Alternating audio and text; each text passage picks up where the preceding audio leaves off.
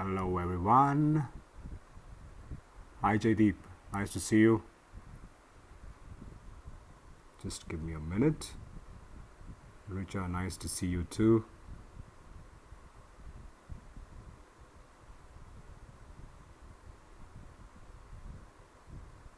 This is what our session is today. Thank you for joining in. Hi Ashwini, hi Govindraj.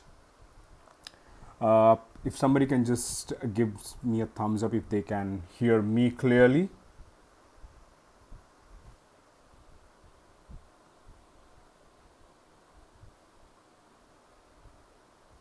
Yeah, hi Raki, nice to see you after some time. Thank you Richa, thank you. Thank you Govind. Thanks Jaydeep. Okay, just a couple of minutes more and then we shall begin.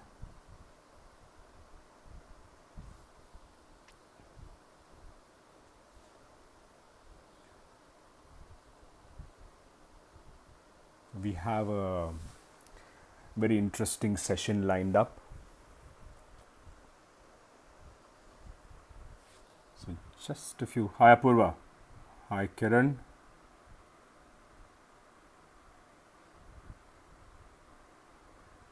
Let's just see.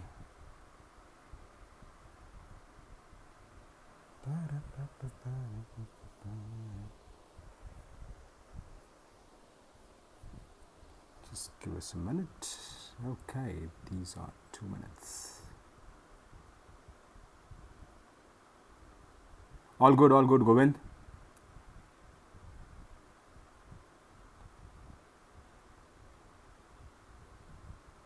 Hey, hi Rashmi. Nice to see you around.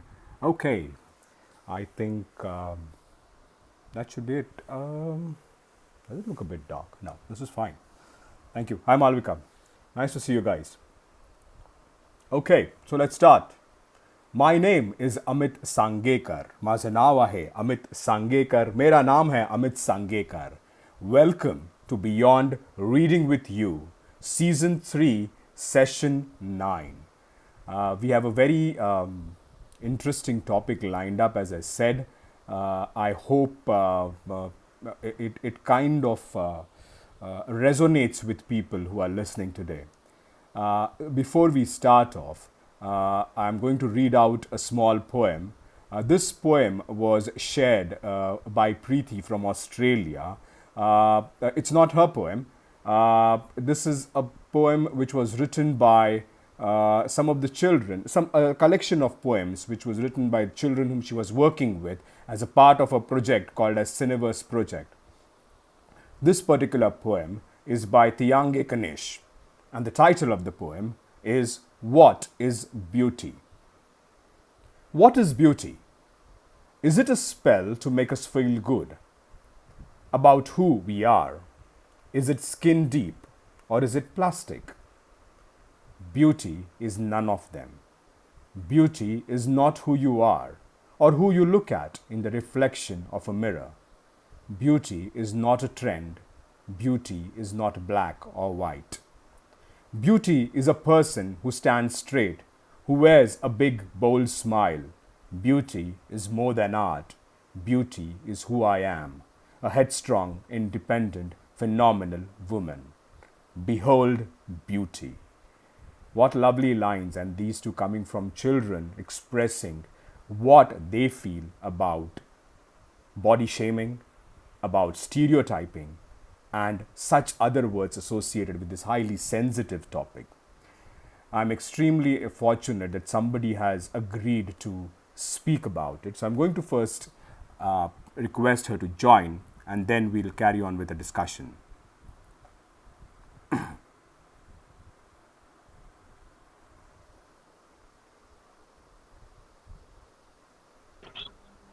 Hey, hi Uttara, how are you? Hi, Amit. I'm good. Okay, I'm just going to ask a couple of people if there are any echoes or anything. You can hear me clearly, correct? I can hear you absolutely. Okay. Anybody else who's around who could just give us a thumbs up if the voice is fine. Otherwise, we'll be sorting out some echo issues for some time then. All good. Thank you. Thank you, Rashmi. Okay, so welcome, Uttara. It is a pleasure to have you on this session. Uttara is a resident of India, a postgraduate in international human resource management from the University of Birmingham. She is a yogi at heart and a passionate gym enthusiast. So, welcome. Now, Thank you uh, so much. how have you been otherwise? I'm good. I'm good. Okay, all this Tell me. lockdown and all has been pretty interesting and revealing. A lot of things, yes. Challenging, I will say, Okay, mentally, emotionally, physically, okay, definitely. perfect. Yeah. So, the term big has been associated with Uttara since her childhood.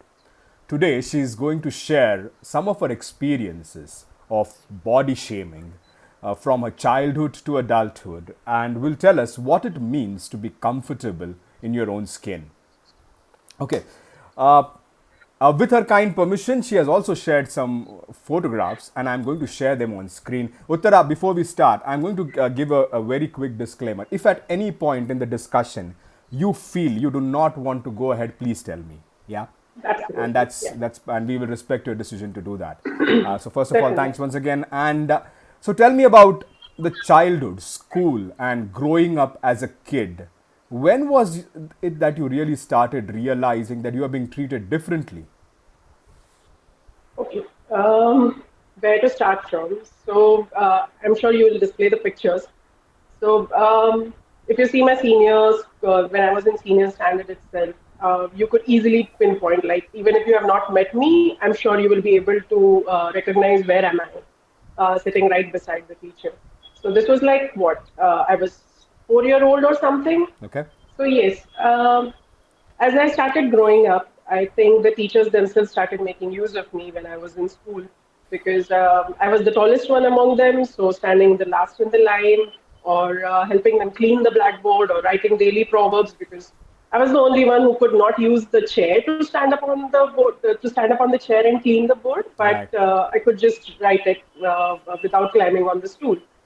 So, but I felt it good because it gave me importance, right? Like I felt like I was the favorite among the teachers. So it was not really felt like I was distinguished then. correct. And then as I started slowly growing, the uniform was the first one to speak to me that, oh, I do not fit you properly.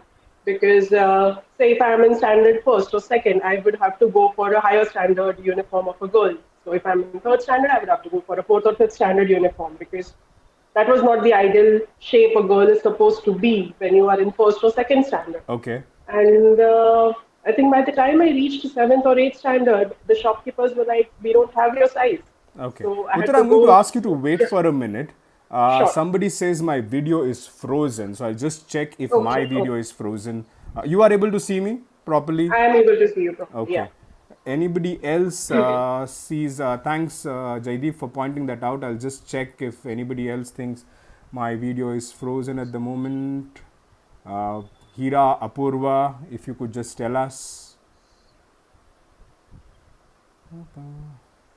Okay, I'm going to keep moving my hand to prove that I am not frozen right now. So, okay, great. Thank you, Hira. So, sorry. Please go ahead. Please go ahead. Thank you. Yeah. So I had started stitching my uniforms in the seventh and eighth standard Wow. because they could Okay. not fit me in the length or in the size because I was big then. And yeah, then one fine day, I think it was in the seventh or eighth standard, one of the guy called me Big Show. And I did not know at that time what does that mean because we did not have Google or anything internet where we could just go and search up what does Big Show mean. Yeah. But I knew that it was something bad because the rest of the guys had started laughing at me. And I knew that something is wrong. Like, I don't know, maybe I just don't fit with them because I could see my fellow students, fellow girls who were like smaller than me, more feminine. I thought I look more boyish because I had this boy cut because I was comfortable in that boy cut. Correct. And yeah, so I think in school it was the distinguish had started when I was in the seventh or eighth grade when the people had started name calling me, saying Big Show or Mount Everest. The girls had started me keeping like a sister, big sister, because they looked upon me as someone protective because I was big enough to protect the rest of the girls. So Wow. yeah, that is where the distinguish had started among the my fellow classmates as well. Correct.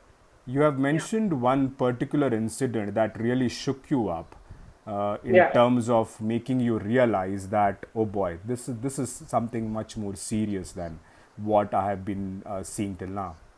Hmm. Could you tell us about that incident? So Yeah. yes. So I was not, giving any attention to the ones where the students were calling me with names and everything. I thought, okay, it is. I was a very happy-go child. Like I ignored whatever they said. I said, okay, it's none of my business. They're calling me, fine, so be it. But when one fine day, things changed for me when I was returning home from my tuition in the afternoon.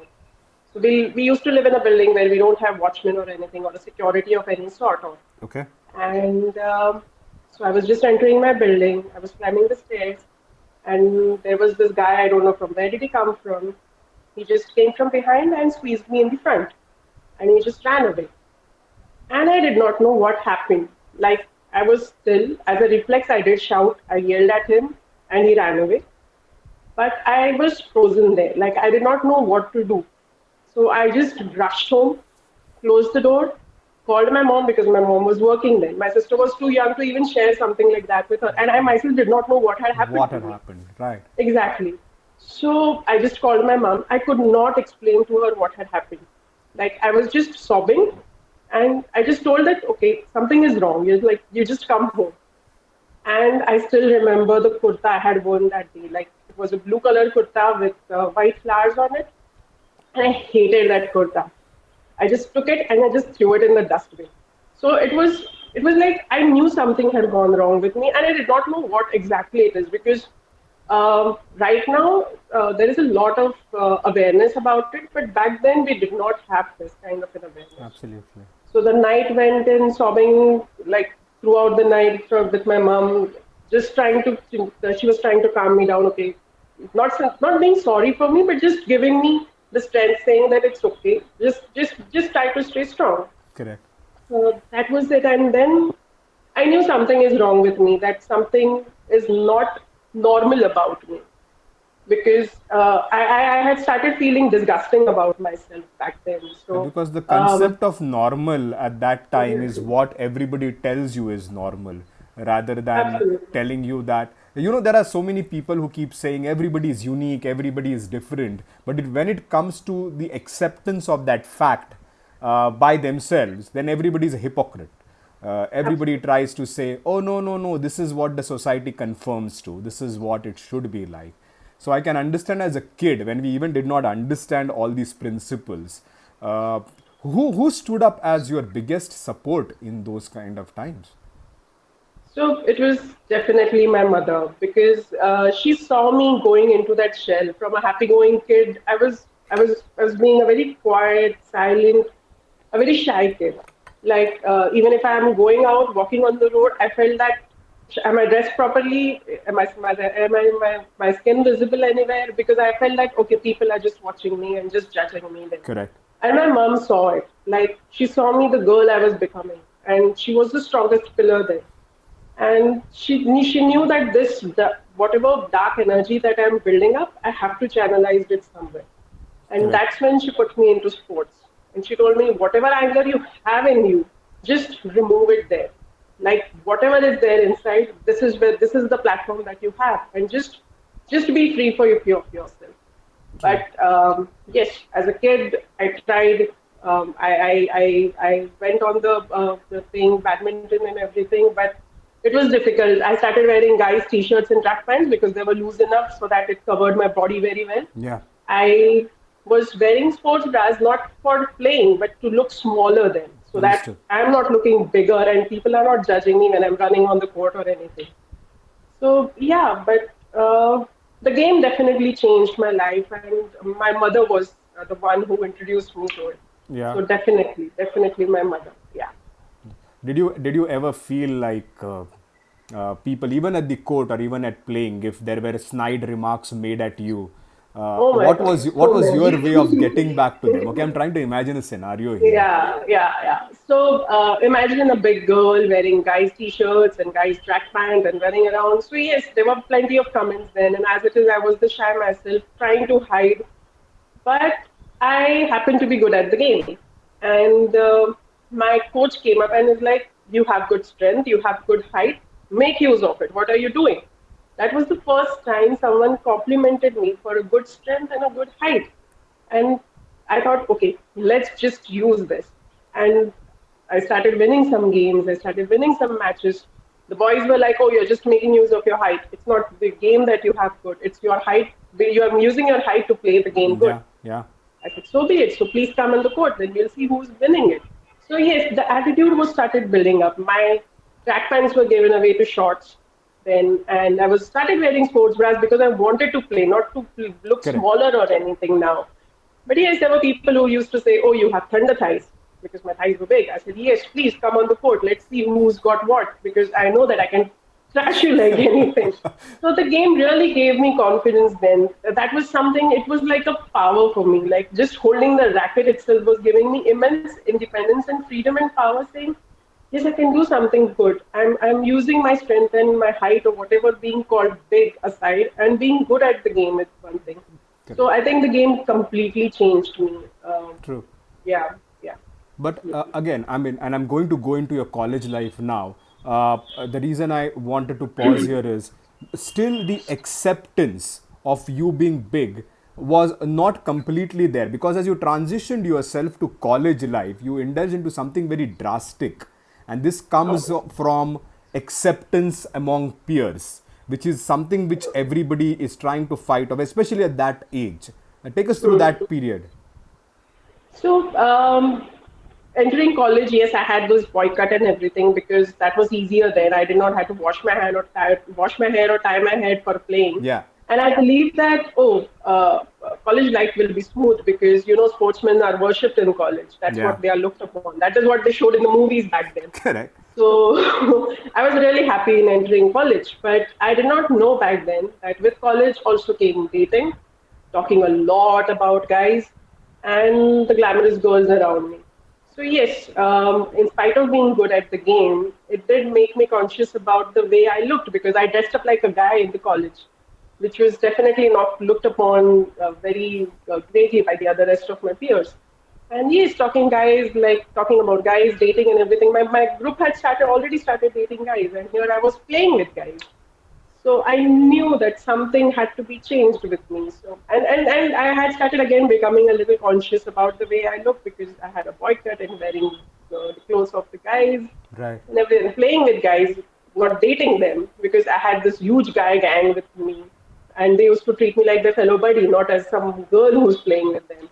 So yeah, it made a lot of difference then. So Okay. to um, so yeah, when I entered college and all this glamour was around me, I thought I should go back and look at myself and start becoming a little thinner and shedding a few kgs.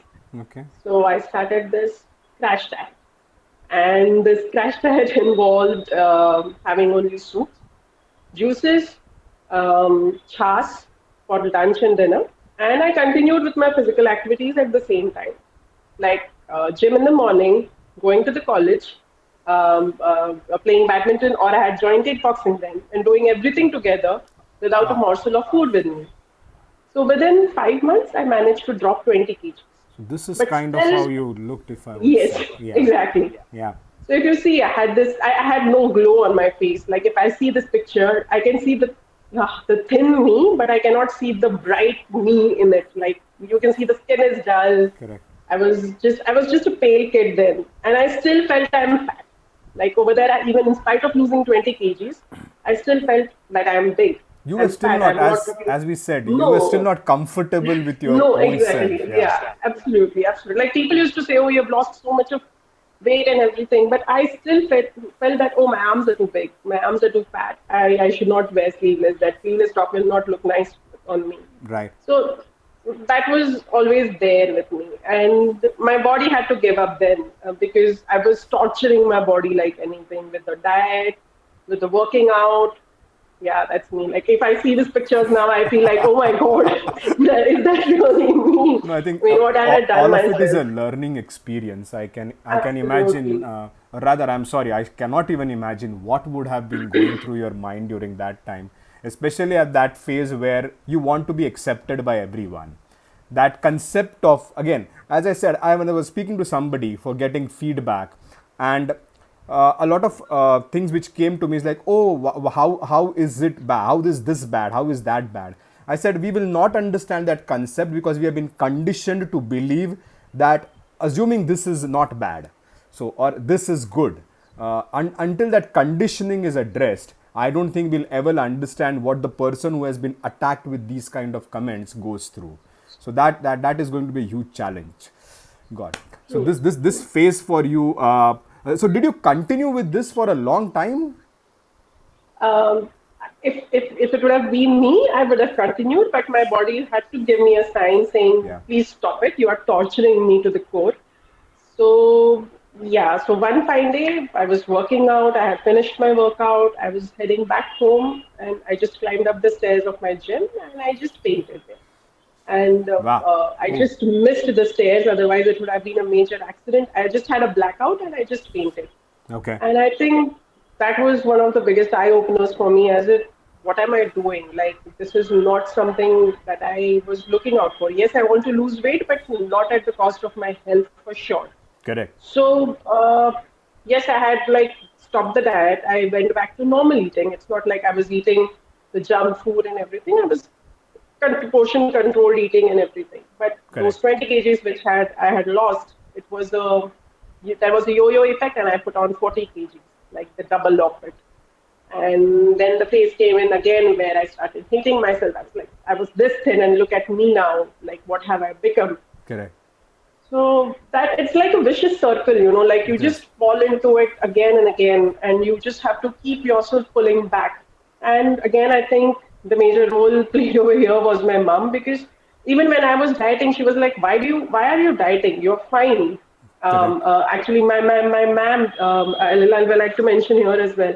Her name is Gayatri Thakur. She also used to tell me, like, you are growing up. You need to eat. What are you doing?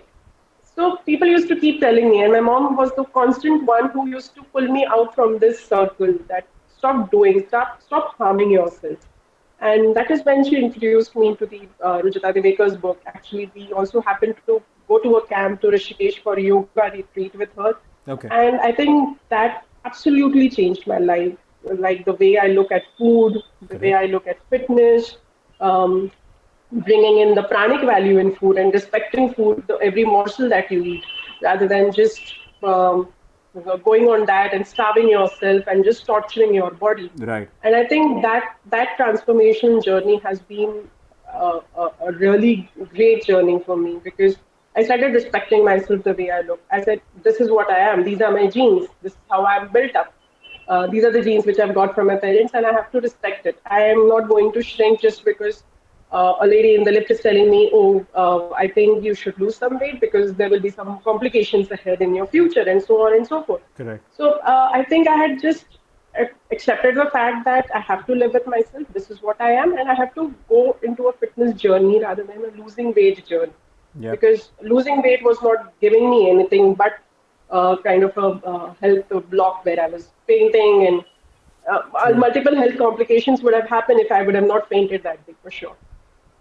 No, I can totally, I can relate to this to an extent where you start doing it for others and not really for yourself, because you Absolutely. want to be accepted by others, you want to be seen as somebody cool or happening or whatever among others, but nothing about yourself. Until that self realization happens that you have to do it for yourself, I don't think. And I think I must thank your mom, your coach, your guardian, whoever, Gayatri Thakur, for being there with you in those times.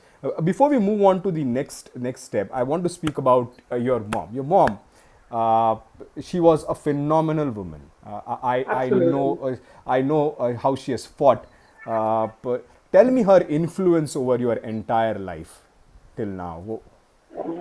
Uh, if I have to speak about it, I think we'll take the entire day. So I always keep saying this, that my mom has always been like my inspiration, the strongest pillar that I've got. And yes, like even in back days when the relatives or the society or in general, whoever used to say like, oh, she's gotten big, she's becoming too tall.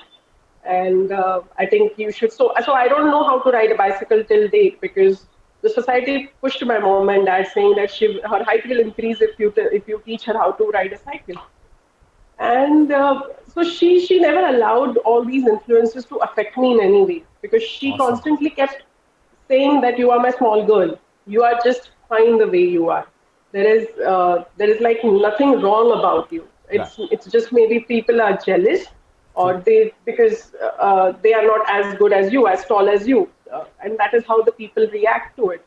In fact, she also told me that even she was body shamed as a kid because she Yeah. was as tall and as broad and big as me when she was a kid, and she was called, I'll say it in Marathi as Dhatingan, that is a monster or something. Yeah. And she said, don't let these things affect you in any way because during your hard times or even in your struggle, the people don't see it. People don't see your struggle. Even when you're suffering, these are not the people who will come for you to save you. Correct. So you just have to believe in yourself, just respect yourself the way you are.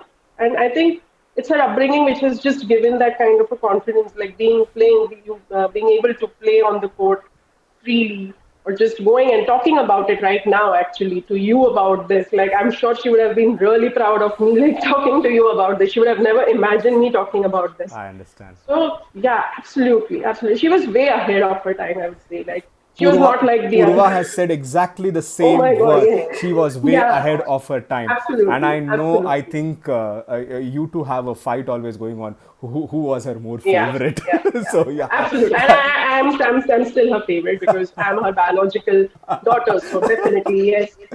No, no. And yeah, But so I really appreciate whatever individual your mom was, and I'm sure she has still left a lot of influence on you in the way you in handle fact, I things would in like to general. add, no, Yeah, no, go in ahead. fact, I would like to add that when she was sick, like when she was struggling through her stages of cancer, she still told me and my sister that don't let affect your health because of me. You guys need to go and have your routine life. Don't spend your life behind me. I'm there. Correct. Yes, I'm sick. Be there for me, but don't affect your routine. Don't stop your workouts for me. True. So that was the kind of a lady who told us that whatever happens, don't stop being who you are. Don't let anyone say that this is wrong, this is not right, this is not you're supposed to do it. She was like, if you feel it is right, it is not going to affect you, just go ahead and do it. Don't let it affect you, don't let people affect you. Correct. So that was the kind of a personality she was. I will put on the comments on once again a bit later, but Sure. Gayatri Thakur is there online and she said a couple of things.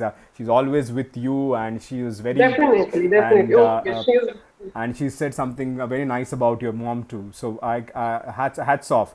I want you to speak about your. You mentioned about then getting into this fitness for yourself rather than for something else. I'm going to display a few images as to what Uttara is really capable of. Okay, and I think it puts me to shame also. Okay, so this is brilliant. So just Anybody can do it. yes, and Yeah. and I believe that, and I think I have taken that from you definitely. So this is Uttara at gym. Okay, Yeah. I do not know how many of us can boast about uh, doing such weights, and this is not all. This is Uttara at yoga. So, did you find yoga with? I mean, did you have a proper coach who really helped you through all this, or did you have somebody who introduced you to yoga? So, I think the book was something which was possibly a beginning for you, and then Yes. getting on to all this. So, within even with the yoga journey, anybody who was there with you, particular people, etc.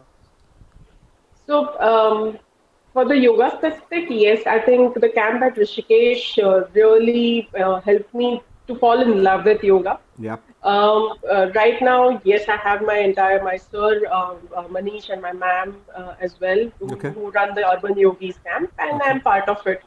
And they believe in my body, like you can do anything, you can twist your body anyhow. Just believe in yourself, just let go of that fear, and you are able to do it. Like the pictures which you showed before, I remember in fact showing it. We had some yoga festival in our office in my last organization, and My boss could not believe it that it was me. He's like, I cannot see your face in it. So how will I Yeah, believe that it's you? I said, it is me.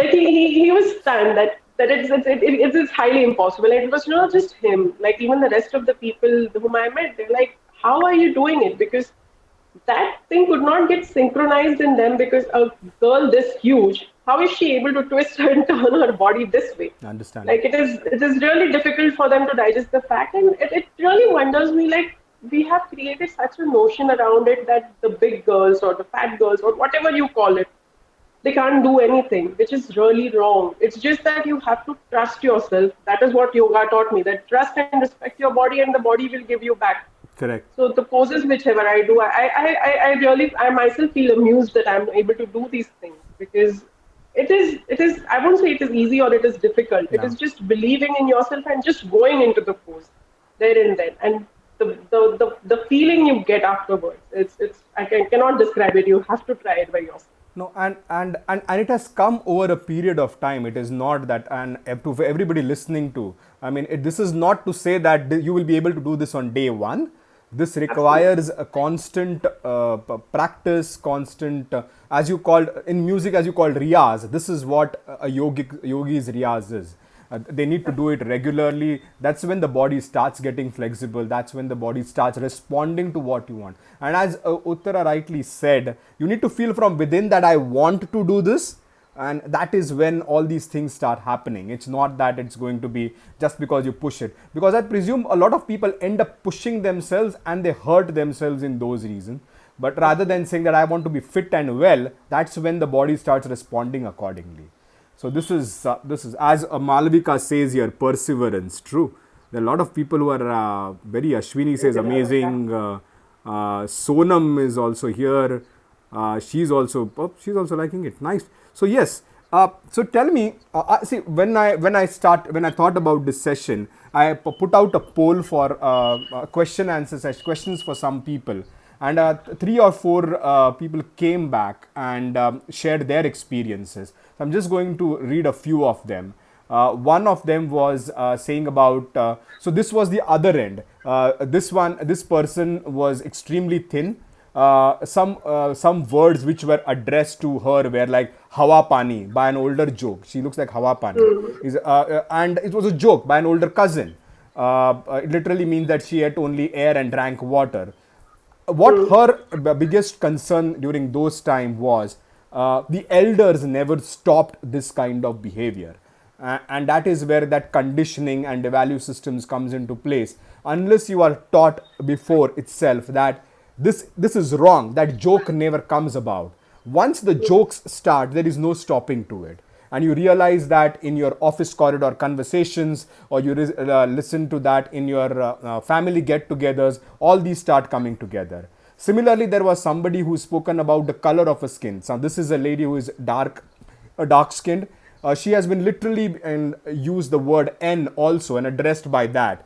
Because of her curly hair, she has been addressed at Chidiya ka Ghosla, Kali, Moti, Sand, all these words which were directed to them. And I'm sure a few of them would have come your way also. Uh, so every single thing is then related to, will you get married, who will marry you, and all those kind of stuff. So I'm thankful to these people for coming out and telling, sharing their experiences. And I thought this was a good platform to tell them. Now, tell me, after these things have started, sport, yoga, you also ran the marathon. Yes. Yes. So how was So that it was like experience? it just happened to me again. It was my ma'am Gayatri Thakur who pushed me into doing it, and she said you were physically active. I'm sure few running practices and you will be able to do it. So my first marathon which I ran was 23 kilometers, and I did complete it in 3 hours. But the feeling is something of accomplishment. The finishing line, it just gave me goosebumps. It still gives me goosebumps that yes, I was able to complete that 23 kilometers marathon. So I ran two marathons of 23 kilometers, and it was like an achievement that yes, I can do it. I just have to be. It was a test for me. It was my physical test as well. That I'm working out, I'm doing everything. People could not believe again that she will be able to run so much. Like how can she run so much? But I knew it inside me that I will be able to do it. Plus, my mom also had the confidence in me that just go. It's okay. If you just complete the race, it doesn't True. matter how much time do you take it. True. And yeah, so that marathon happened to me. It was a wonderful experience. Yeah, so Gayatri says she did it like a breeze. Wow, very nice. So it was such a breeze. Yes. And Sonam says you are a very self-motivated person. So I'm sure I agree with that. I have to completely agree with that. Tell me your experience. You did a couple of years in UK for your Yes. studies. How was your experience? And I'm trying to compare people outlook. I'm trying to compare how people viewed you as a person from the two different countries now you have stayed in. UK was a completely different experience. Okay. Like, if over here I'm treated as an alien, over there it is like I'm part of the aliens. Because I was like the girls. So I still remember going to this rugby match that was happening in my university, and it was the all-female rugby match. Okay. And the women were taller than me, and I had a huge, tremendous respect for them. The way they carried themselves, the way the athletic structure was. I mean, in UK nobody told me that you are different because I felt a part of them. It was completely normal for you to be tall, sturdy, or whatever. In fact, I remember an instance where me and my friends were going to this bar, and the security guard outside asked me to show my student ID card. If I was at the age of like I was an adult enough to go inside the bar, I was like, seriously, you're asking me for my permit? I mean, I really could not believe it. And it did not happen just once. It also happened in the supermarket when we had gone and purchasing party food and everything. And they used to ask me for my student ID if I was adult enough to drink and Correct. party or go to a bar. So I think the culture is really different, the way people treat you outside. I mean, I'm sure there will be some cons as well There over are, there, there but are, yes. but but yes, I felt welcome. I felt I belong somewhere because I found people as taller as me, as bigger as me, and nobody, in fact, cared about how you looked over there. It was completely fine. In fact, I had joined a gym over there as well, Okay. and I remember even the trainer out there motivating me the same way as it was in India.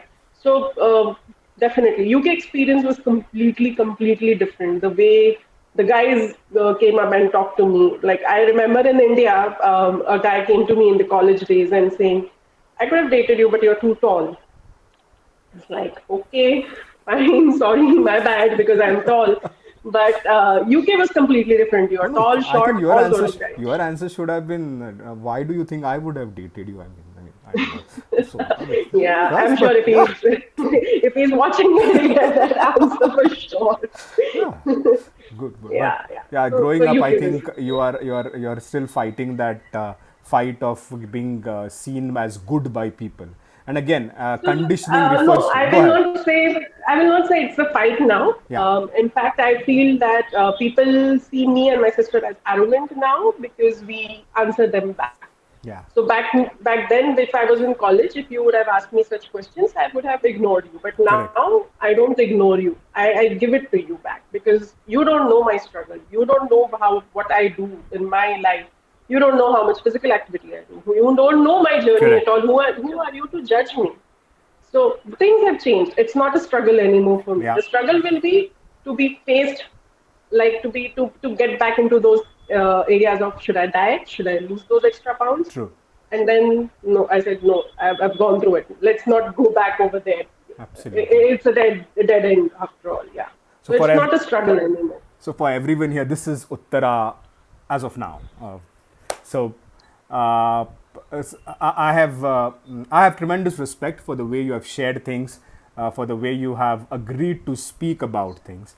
I really hope that people who have listened to and whoever may see this after I put this up on Instagram TV1 after this is over, find a way in terms of, so you found your way through your mom, through sports, through fitness, into overcoming that entire and not caving into that. though you had a phase Absolutely. in between in college where it possibly happened that way. But I'm sure the support system around you, and I'm sorry we have only spoken about your mom primarily, but your father, I understand that too, your sister, for example, too. Absolutely. Unfortunately, at 2 a.m. in the night, she cannot be watching this, so but she too. So all these individuals have played a large part in your life, and people like your mentors and all who have been there with you.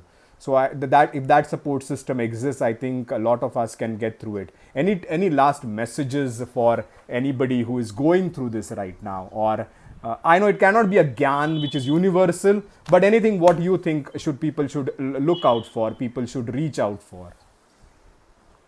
I think it is believing in yourself and respecting yourself first. Like, if you don't respect yourself first, nobody is going to come and respect you. If I am looking at myself like, oh, I'm too fat, oh, I'm not looking as good as the other female out there, it is an injustice to yourself. So you are yourself pushing down into that hole where you are not going to come back. Correct. So it is very important to respect yourself, to believe in yourself at first, and working towards it. Yes, if you have that problem, then work towards it. If you're not working towards it, then you cannot crib You about it cannot crib that about it. I'm so fat or I'm so thin or whatever. If you're working, just aim towards being fit and healthy. That's it. And ignore what others are saying, because they are not part of your journey. They are not going to be part of your journey. True. And support systems, I never went out looking for anyone. These are the people who felt that they should be part of me in this journey, be it my sister, my mother, my mentor, anyone. So it is all right. People will always speak. People still speak about it because Yeah. they don't know. Maybe they are too blessed about how they look, or they feel that they are perfect. But it's completely fine for people saying things, because right now I just take it as a joke that, okay, fine, like an uncle saying to me, 80 or 70-year-old uncle saying to me, oh, I can beat you in running. I said, yes, please, let's get on down on the road and start running together and let's see who's winning it. Or some lady catching me in the lift and saying, oh, you should follow this diet. This is really good. Yeah. Then I said, okay, it's okay. You will get these people in your journey. It's just you True. have to keep yourself pulling out of these things. That No, is what I will I say. agree with you And keep completely. motivating yourself. Yeah, yeah, yeah. Keep surrounded by the people who believe in you and who keep giving you strength. That's it. Awesome. Uttara, Yeah. thank you so much. It has been a Thank you so pleasure much, Amit. speaking to you. Pleasure's all mine. Thank you for agreeing to do this and for sharing your stories. Hats off to everybody who has been a part of this journey with you, who has made this journey possible for you. And I hope you keep speaking out and telling people and telling others who are going through it as to how to get around it. And I'm sure you do it in your own way. Definitely. So thank you so much. For all the others, please don't go away. We have a poetry reading coming up with Richa, but we'll now say bye to Uttara. And thank you once again. Stay safe, and thank you to everyone in your life for making you what you are today. Thanks. Thank you so much, Amit. Thank you so much for having me. Bye. Thank you. Bye. That was Uttara. What a fabulous experience! What a way to narrate her entire life, how it has evolved. Thank you so much, Gayatri Thakur. A lot of people are extremely thankful to you for being a part of Uttara's life. I am now going to add another guest today who will be sharing some of her poems with us. Let me see if Richa is still around.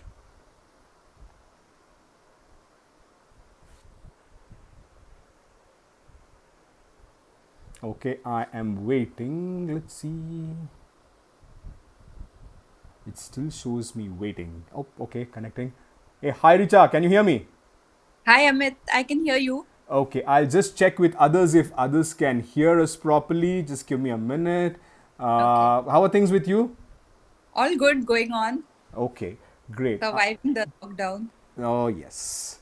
Great. Okay. I think we are fine in terms of the voices. Okay.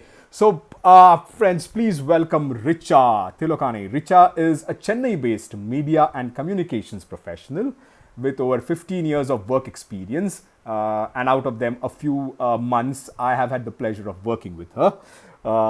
Marketing, public relations, content management, She has been a contributing writer for many, many well known magazines with features on wellness, travel, fashion, lifestyle, and culture. Her poems and prose have appeared in newspapers, blogs, magazines, Indian Express, the Esh magazine, and many more. I have discovered her poetry of late. Though she says she has been writing for a long time, so that's my bad that I have not seen. But today, so Richard, tell us, how did this entire journey of writing begin for you? Okay. Uh, Amit, I don't think you should blame yourself because not many people knew that I was actually writing poems or articles. Okay, Actually, I started writing about 15 years back, maybe, okay, but I was not ready to share my work with the world.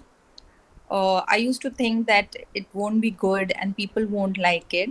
So I had all these fears which were holding me back. okay, But when this lockdown happened and there was this COVID going around, I started wondering. I was like, when there will never be a right time to do it. absolutely, And even if absolutely.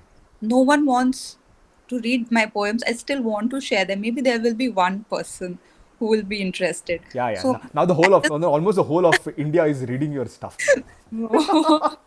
so now I'm like, I'm just going to put it out and pray Good. that my readers, like it. No, you write very well, and I have absolutely no doubt about it. What do you have for us today? What are you going to read for us today? Okay, so I want to read my first poem, which was published Okay, uh, recently in the book Life During COVID-19. So, okay. shall I read it Yes, now? please. Okay, thank you. Okay, so it's titled This Too Shall Pass, and it begins like this.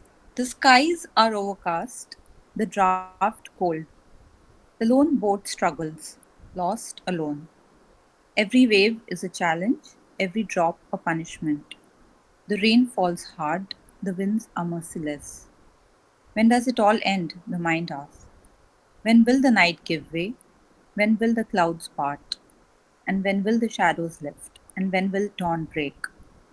We will wait for the first ray of light, for the first bloom of spring, for the fresh breeze of the season, and for a hint of a smile on the lips and a twinkle of hope in the eyes. We will not give up because we simply don't know how to. We will stand united and strong as we wait for the storm to pass, as we row to safety and reach safe harbor. Till then, the struggle shall go on and on. Wow. Did you like it? I mean, these are, the most beautiful part of the poem is how everybody literally can identify with it, right from, say, around March onwards. That is Yeah. what really started happening to everybody's life. And strangely, usually when something happens in the world, say, for example, it's a natural disaster or something like this, it's localized to a country or a city or something. But when True. something like this globally happens, every Hmm. single person can identify with what you have written and think that that's what touches it completely. It's absolutely beautiful. And you are saying you didn't want to share all this with, oh my God, Richa. You are right, Amit, because that's why I decided to share this poem. It was like we are all in the same boat, Absolutely. you know. Absolutely. Oh God. Matter if you are staying in London or I'm staying here, it's like everybody is suffering in the same way, and we could connect to each other for the first time. Normally, like we don't care about what happens in different parts of the world, but Absolutely. everybody knows that we are interdependent. Everyone must work together if they want to, True. solve this problem. This So was let's hope that absolutely beautiful. have, Wow. we Tell me. find a vaccine fast and things become Well, normal yes. again. Hope so. Hope so. Hope so. Definitely. Do you have anything else for us? Would you like me to read another poem, the Yes. latest one which I Yes. Yes. okay. So it's titled Hope and Gratitude. Okay. And this is again because I wanted people to feel hopeful during this time, because the lockdown is very tough emotionally True. for people. True. And because we can't meet our friends, we can't meet our loved ones. So it's very difficult. So I will just read it for you Sure. and the listeners. Life had a way of beating us down to make us kneel before the night, to make us accept its might, and to make us doubt it all. But we kept struggling and trying, listening to the feeble voice of hope. to never give up, to go on and on, when it would have been so easy to quit. We waited for the healing and for the miracle to begin. It filled us with new life, with hope and gratitude. We give thanks for a second chance to smile, bloom, begin afresh. Is it Wow. good? I'm going to put these two poems like on the two polar ends of these things, so where it actually started and now where we are literally, just that hope which keeps us going on. And you use the word gratitude. I think the shortest period of time in which people have become feeling that gratitude for everything in their life, I don't think people would feel gratitude for one thing or two things.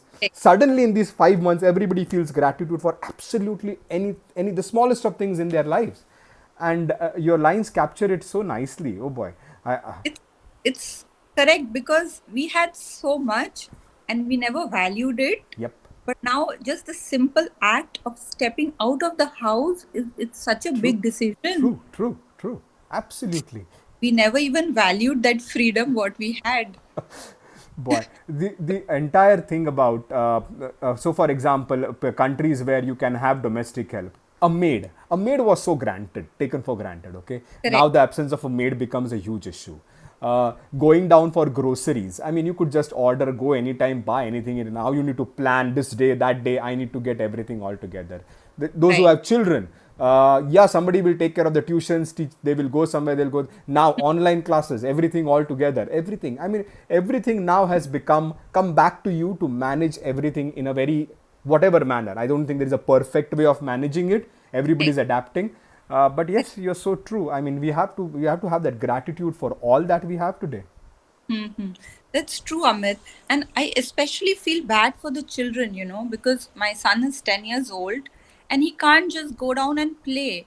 He has to wear a mask and, he is full of fear because we don't know Yes, if he is infected or not.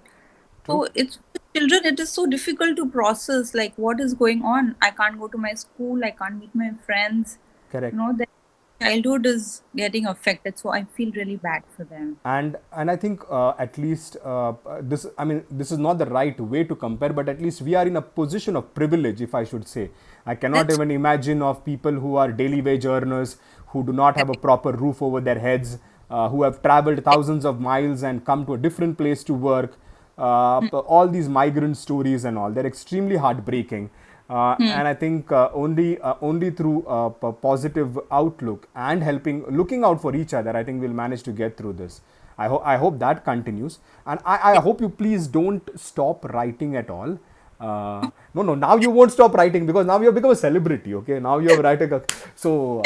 No, I'm kidding. Richa is a very modest person. The limited time I have worked with her, I have known her to be this extremely quiet and unassuming person who would hardly speak anything. I don't know how she has changed after that. That I leave for her house to decide how she has changed after that. That's the topic for the next session. No, very much. But Richa, this is beautiful. I really hope you keep writing and please keep sharing your work wherever you can. I will. And one day, as I tell the other, there is a lady called Preeti Nair who comes from Australia and reads on our sessions at times. She writes beautiful poetry, and I've told her also, please make this collection into a book somewhere or the other. A book Okay. literally immortalizes your work. Whether it's a book or a blog, that's up to you. But please do. This is absolutely beautiful. I Hira will. says good luck and more. So Hira is also from. You must have known Hira. Hira is from ICICI Bank Corporate Communications. So maybe yeah. So I corporate. think. So she used to work with us. A very far ahead in terms of experience with us. But Okay. nice. Thank you so much, Richa. I really appreciate. Hosting me, Amit. Thank you so much. No. And I think now you should do a session of your own.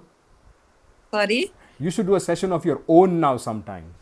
probably because this is my first poetry reading session, and I'm so happy. So And when you are going to create, to accept the Pulitzer or some kind of a Booker's award or something, I'll say that the first interview of this lady was right. taken by me. I'll do But that. thank you so much. It's been so motivating No, to thank you. come. Thank you, Precha. I really Thank appreciate it. Take care of yourself. Stay safe and regards to your entire family. Yep. Yes. Thank you. Bye. Bye. I'm extremely thankful to these two ladies today, Uttara for coming and sharing experiences about body shaming, about stereotyping, and to Richa for sharing her work with us. Richa writes beautifully. I'll keep sharing some of the work she does on my Facebook page, which is open, and you can read that. She has written some phenomenal stuff. And once again, to all those who are possibly facing these issues of body shaming and stereotyping in their own lives, listen to the session, listen to Uttara, and see if it helps you in any way, if there are any takeaways for you. Reach out to people whom you think are going to be a part of your struggle and will help you get through it. It is your body. You get to decide what you think about it and not somebody else. Please take care of yourself. Stay safe. This is Amit Sangekar signing off from yet another session of Beyond Reading with You.